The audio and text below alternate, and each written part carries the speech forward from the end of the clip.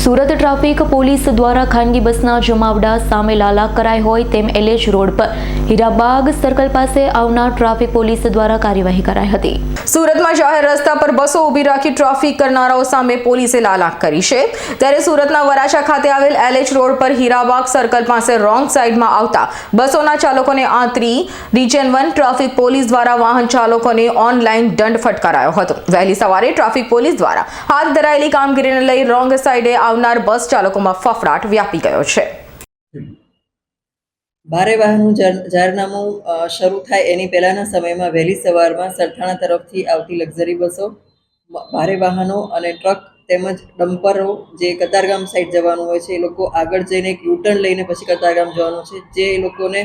ત્યાંથી ફક્ત 50 મીટર આગળ નહીં જઈ અને એ લોકો રોંગ સાઈડમાં કતારગામ બાજુ જતા રહે છે હીરાબાગ સર્કલથી, જેના કારણે ખૂબ શક્યતા થાય છે કે ભાઈ એક્સિડન્ટ થઈ જાય। સવારના પોરમાં બાળકો સ્કૂલે જતા હોય છે, તેમજ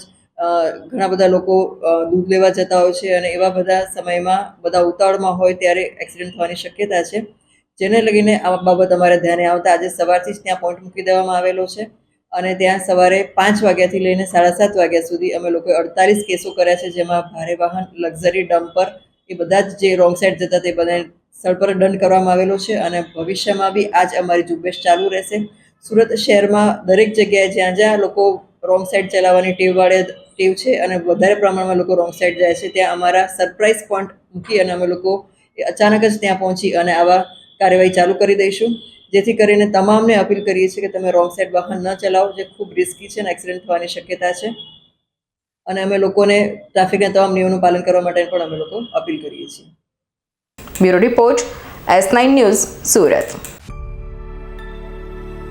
અમારી તમામ માહિતીથી અપડેટ રહેવા માટે જોડાયેલા રહો S9 ન્યૂઝ સાથે।